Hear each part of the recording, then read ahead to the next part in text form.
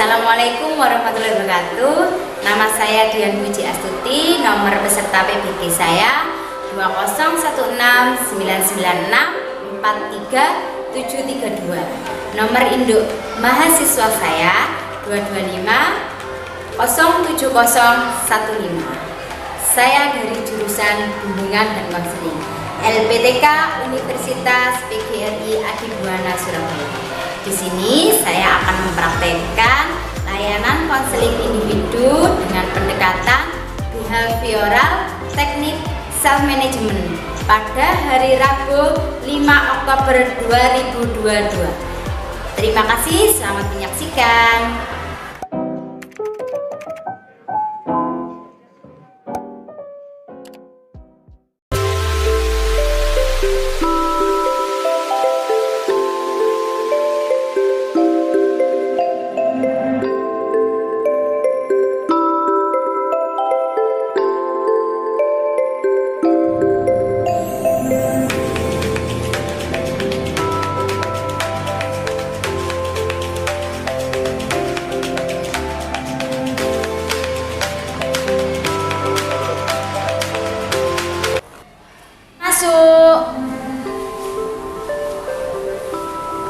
Silakan duduk. Iya, Bu.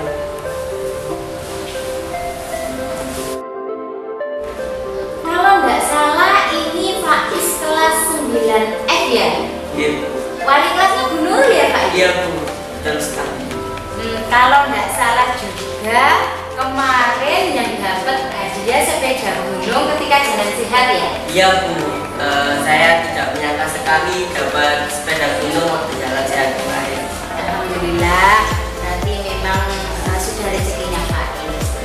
Oh iya Faiz, sebelum kita mulai kegiatan hari ini, bagaimana kalau kita berdoa terlebih dahulu?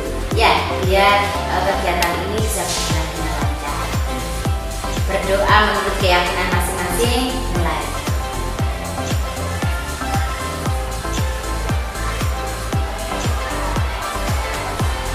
Doa selesai.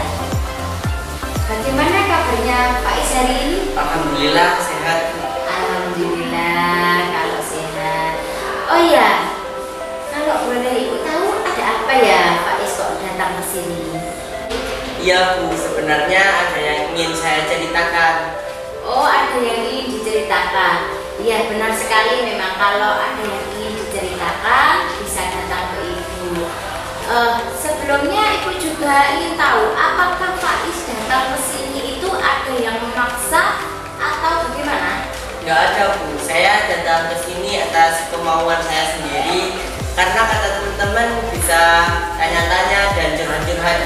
Ya, betul sekali Faiz. Jadi Faiz bisa curhat-curhat kemudian, bisa cerita-cerita. Memang benar yang dikatakan temannya. Faiz sebelumnya pernah mengikuti konseling individu apa belum? Belum. Belum pernah. Belum. Berarti Faiz belum tahu ya apa itu konseling. Belum. Ibu jelaskan sedikit ya. Jadi konseling itu adalah untuk membantu konseli dalam menyelesaikan permasalahannya. Jadi di sini konselor membantu konseli untuk menyelesaikan masalahnya, dan konseli sendiri nanti yang akan mencari solusi untuk permasalahannya.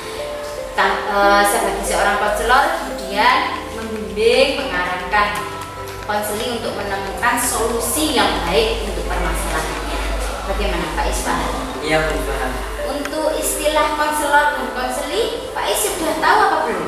Belum juga, Bu. Belum juga. Oh ya, kalau konselor itu adalah Dian ini, guru BK. Guru BK itu bisa disebut dengan konselor, sedangkan konselinya itu adalah Faiz. Faiz ini adalah peserta didiknya, siswanya, itu adalah namanya konseli. Begitu Faiz. Sudah paham sekarang? Sudah mengerti? Iya, Bu. Paham. Oke. Oh ya Faiz, di kegiatan ini juga ada beberapa yang harus kita taati.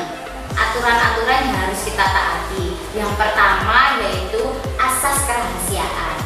Ya, di mana Budian tidak boleh membocorkan permasalahannya Faiz kepada orang lain. Misalkan wali kelasnya Faiz datang ke Budian, ada apa Faiz tadi kok datang ke ruang PK? Saya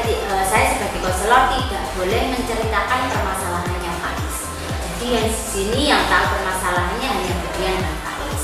Yang kedua adalah asas kesukarelaan, di mana Faiz secara sukarela datang sendiri ke sini tanpa ada paksaan dari siapapun. Tadi Budian kan sempat tanya, disuruh siapa? Apa ada yang maksa? Kan seperti itu. Faiz mengatakan tidak ada.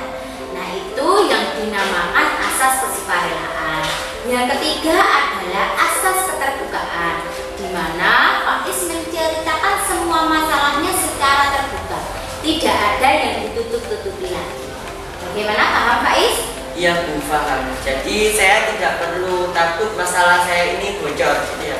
Iya, betul sekali. Jadi Faiz tidak perlu khawatir, tidak perlu takut permasalahan ini bocor, karena yang tahu hanya Budian dan Faiz.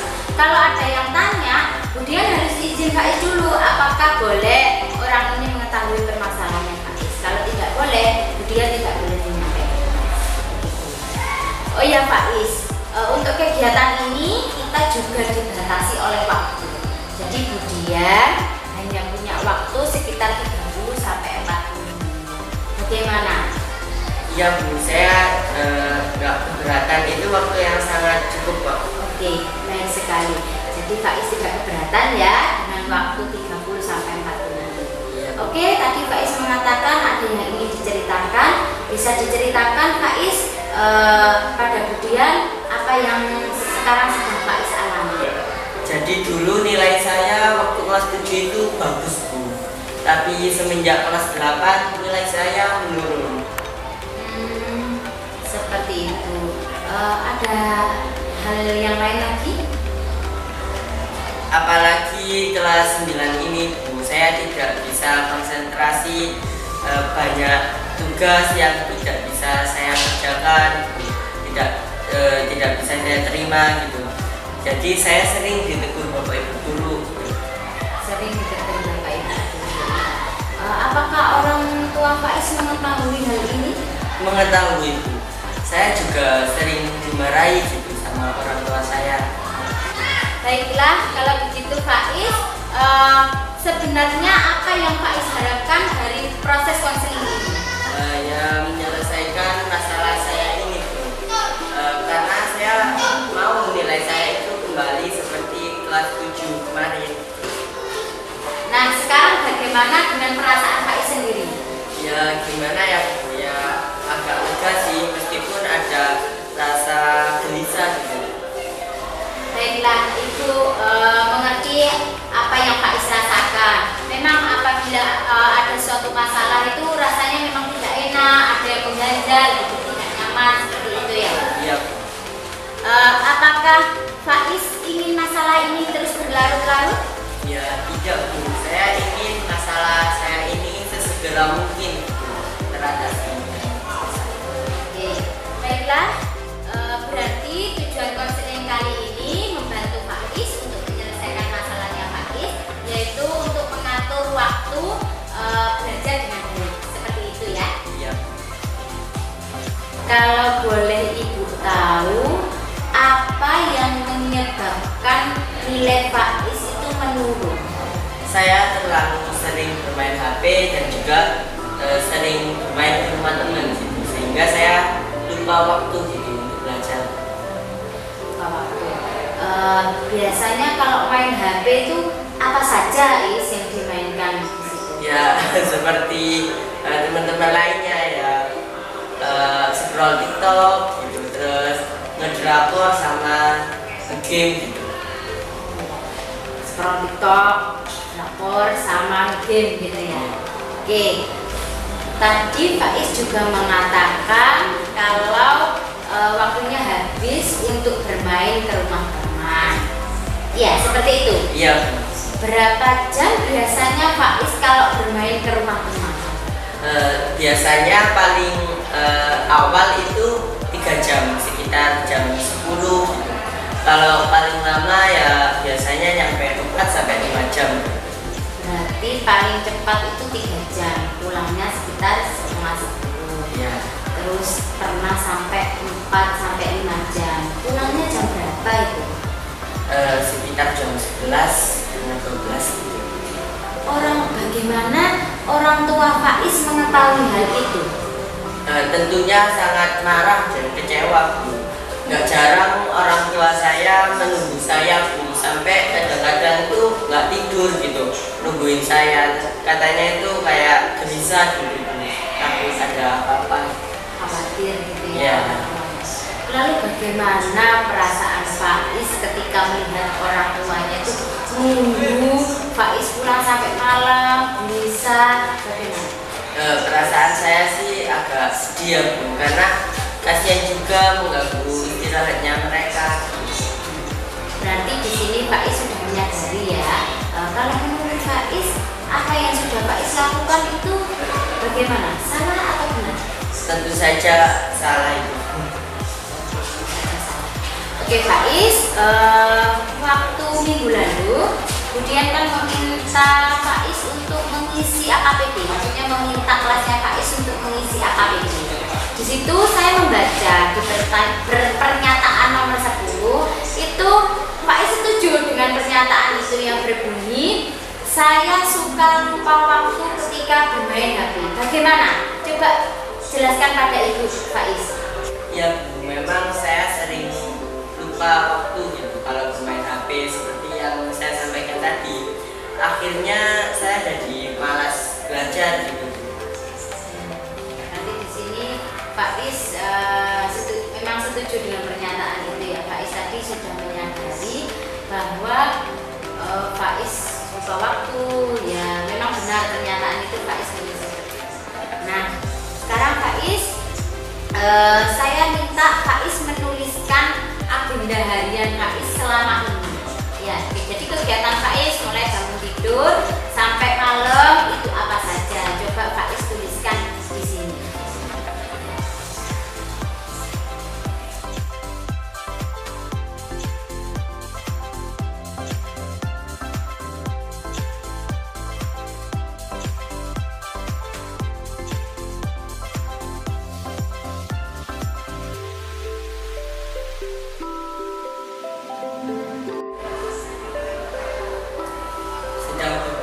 Sudah. Oke, terima kasih.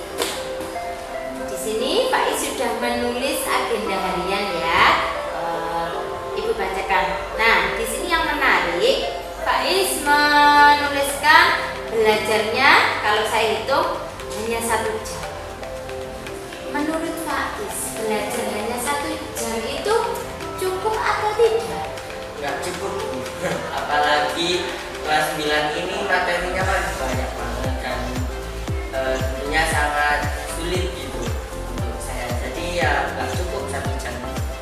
Jadi Faiz juga menyadari bahwa belajar hanya 1 jam itu tidak cukup gitu ya. Bagaimana dengan tugas-tugas Faiz? Kadang terselesaikan dengan baik, kadang juga telat gitu, Bu. Sehingga saya sering ditegur Bapak Ibu guru. Sering dapat teguran. Terima kasih Faiz. Faiz di sini sudah menuliskan jadwal juga. Ibu bangga Faiz sudah menceritakan permasalahannya Faiz apa. Nah, sekarang Ibu tanya, Faiz kan tadi sudah tahu penyebabnya apa ya, lalu Faiz sudah tahu bahwa itu ada masalah. Sekarang kalau Ibu boleh tahu, kira-kira solusi apa yang akan Faiz ambil untuk permasalahan ini? Solusi yang bisa saya ambil itu mengurangi main HP gitu, terus membuat jadwal kegiatan sehari-hari gitu, dan menurunkan untuk belajar gitu daripada bermain, dan mengurangi bermain di luar. Oke, yang pertama mengurangi bermain HP. Lalu yang kedua membuat jadwal kegiatan. Yang ketiga memprioritaskan hal-hal yang penting, ya, mengutamakan belajar. Lalu yang keempat mengurangi bermain dengan teman di luar rumah. Seperti itu, Faiz? Iya. Oke, terima kasih. Faiz di sini sudah menemukan solusi sendiri ya untuk dirinya sendiri, apa yang harus dilakukan. Nah, sekarang tadi Faiz kan membuat agenda harian sebelum selama ini ya.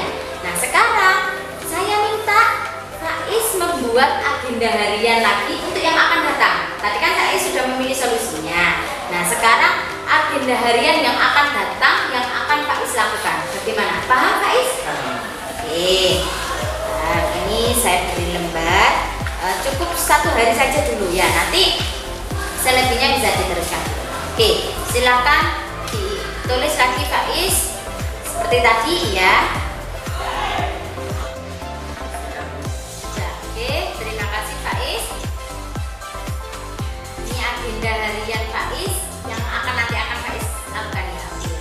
Bagus sekali di sini untuk belajarnya jauh lebih lama ya daripada yang tadi ya. Lalu untuk bermain HP-nya juga dikurangi, bermain keluar rumah juga tetap dilakukan, tetapi setelah belajar. Dan waktu bermainnya tidak lama ya di sini ya, sekitar 1 jam. Oke, Faiz seperti itu. Terima kasih Faiz sudah membuat agenda harian yang sangat baik sekali.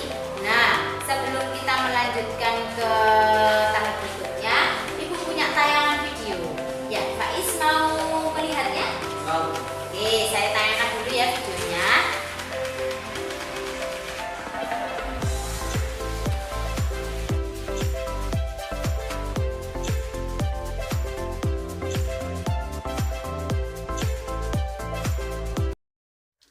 Waktu adalah sumber daya yang sangat berharga. Time is money. Waktu adalah uang.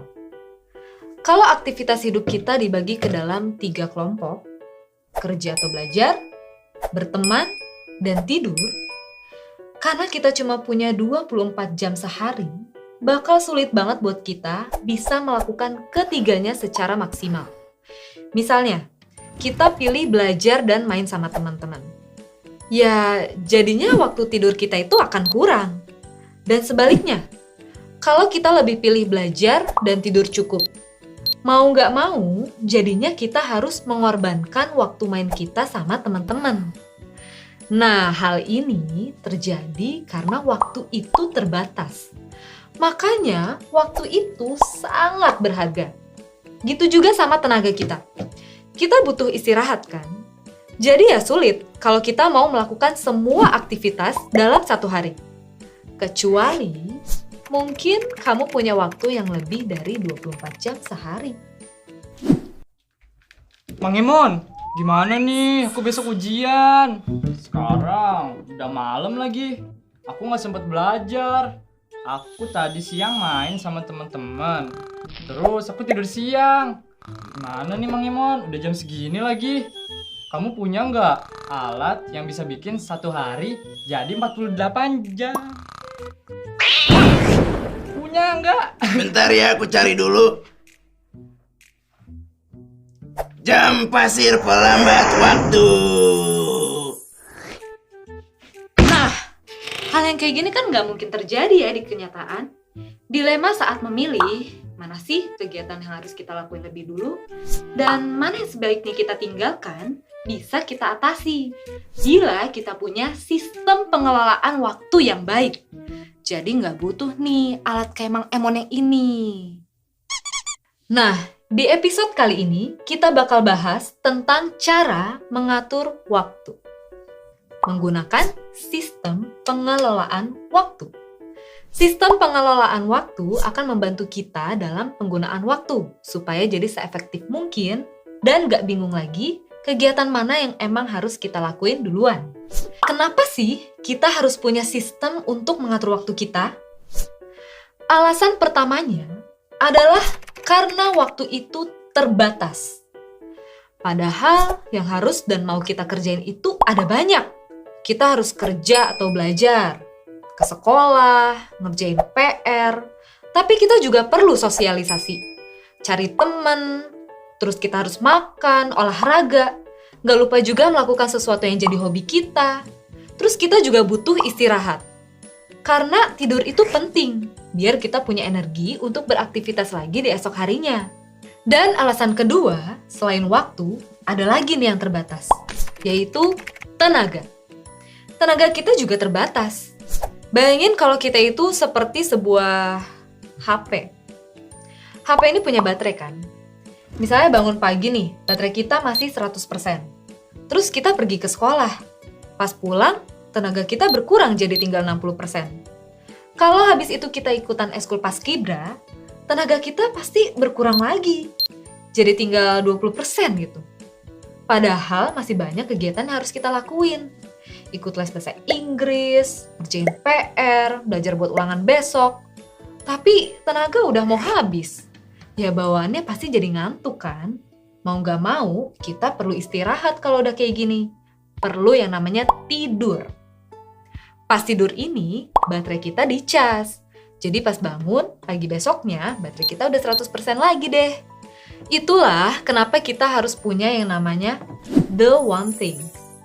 Gary Keller dan Jay Papasan menulis dalam buku mereka yang berjudul The One Thing, kalau kita itu nggak mungkin melakukan semuanya.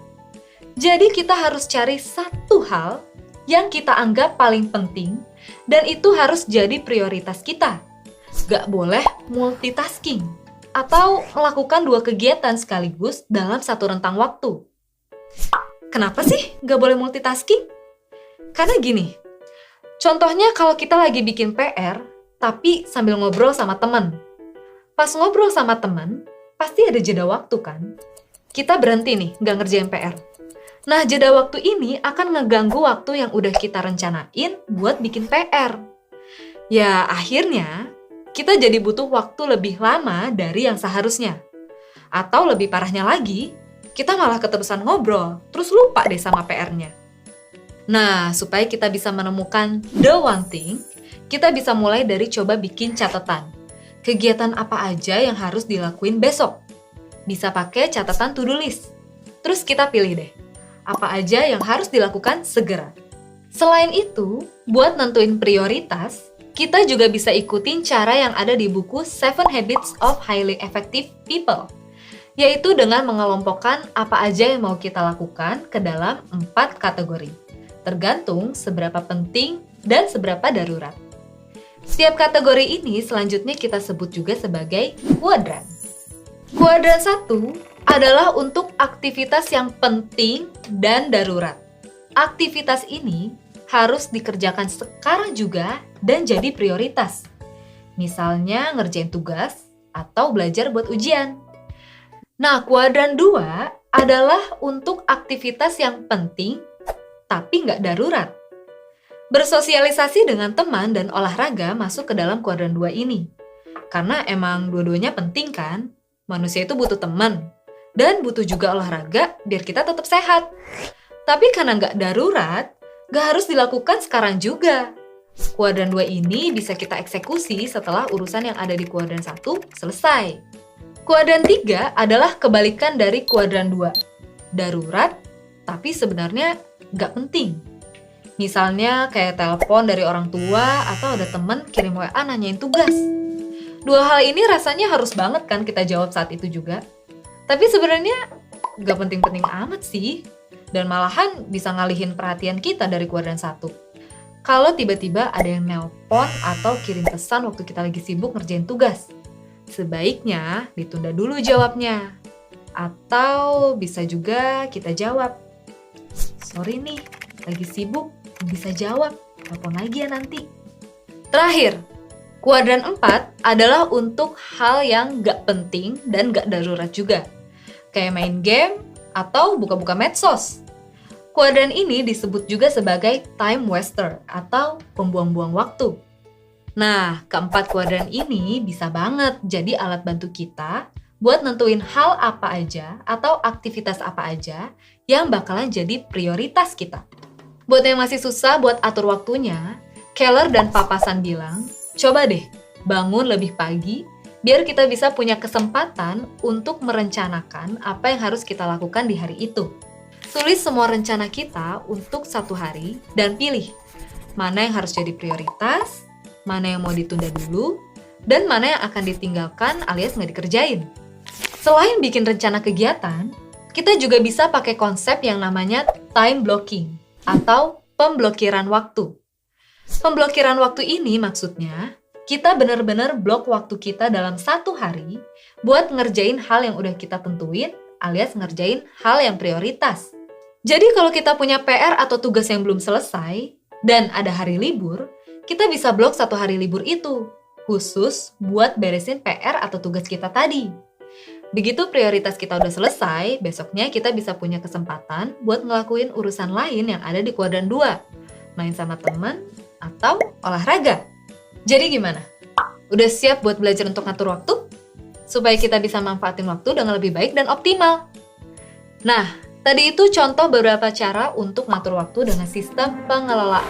Oke Faiz, dari tayangan video ini tadi, apa yang Faiz dapatkan?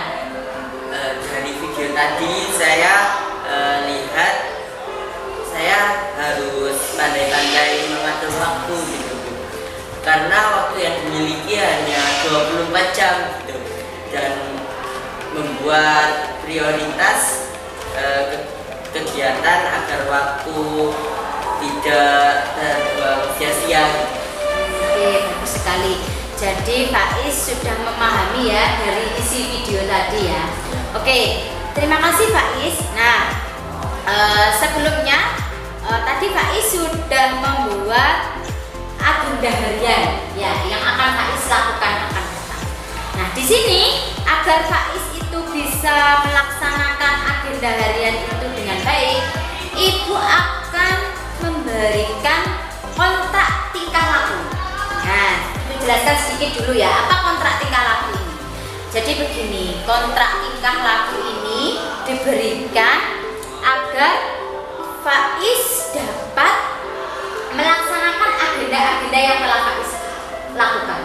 Yang maksudnya, mohon maaf, yang agenda-agenda yang sudah Faiz tuliskan tadi. Jadi biar Faiz itu, oh saya harus melakukan ini, harus adanya kontrak tingkah laku. Nah, di sini nanti Faiz tuliskan apabila Faiz melaksanakan agenda itu dengan baik, semuanya Faiz lakukan dengan baik, reward apa yang akan Faiz berikan kepada diri Faiz sendiri. Nah, lalu apabila Faiz tidak bisa melakukan agenda itu dengan baik, tidak bisa melakukannya dengan baik, lalu konsekuensi apa yang akan Faiz terima? Bagaimana? Faiz paham? Iya. Oke, paham ya. Nah, di sini nanti Faiz tuliskan. Di sini kan ada kosong ini ya, Faiz tuliskan. Nanti akan Ibu tanda tangani dan Faiz juga akan bertanda tangan di sini. Oke, kalau Faiz sudah paham dan mengerti, silakan Faiz tuliskan. Di sini tulis. Saya itu berarti namanya Faiz ya.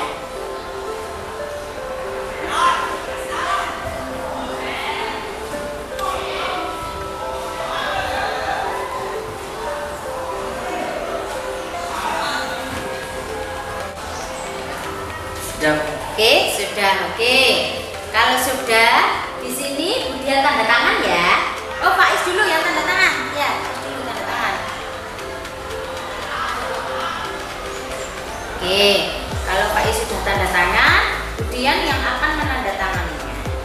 Nah, sekarang Ibu minta Faiz membaca kontrak tingkah laku ini. Silakan dibaca Faiz. Saya Muhammad Faiz pada tanggal 5 Oktober 2022 menyatakan bahwa saya setuju melakukan hal-hal di bawah ini. 1. Mengurangi bermain HP. 2. Membuat jadwal kegiatan. 3. Mendahulukan untuk belajar. Dan keempat, mengurangi bermain di luar. Usaha saya dikatakan berhasil jika saya melakukan semua hal-hal yang sudah saya tulis. Apabila saya berhasil melakukannya, saya akan mendapatkan untuk meminta orang tua saya untuk pergi refreshing. Apabila saya tidak bisa melakukan hal-hal tadi, saya akan menyerahkan hati saya kepada orang tua. Tanggal berakhir kontrak tanggal 20. Oke, saya senang sekali Faiz sudah menulis kontrak tingkah laku. Di sini Budian yakin Faiz akan melakukannya dengan baik.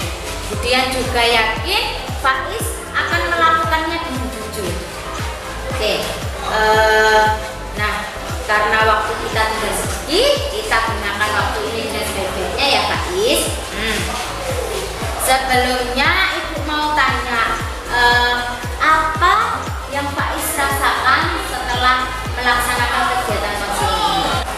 perasaan saya jadi lebih enak gitu, jadi lebih lega gitu.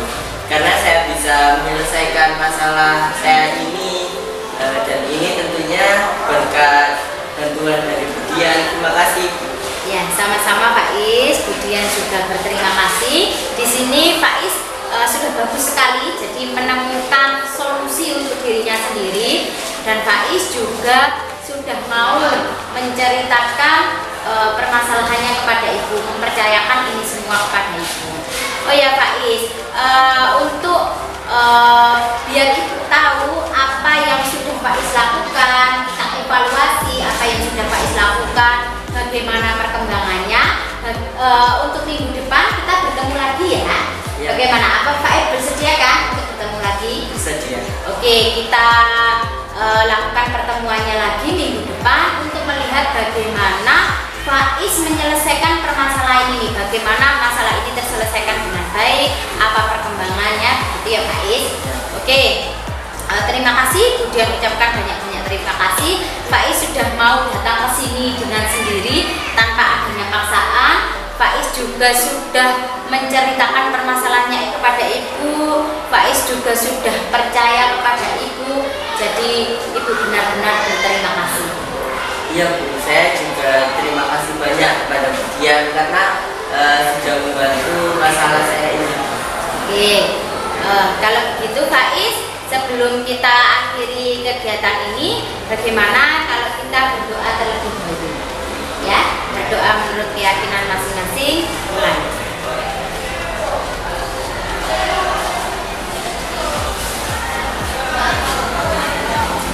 Doa selesai. Ya Faiz, sampai jumpa minggu depan. Terima kasih. Assalamualaikum.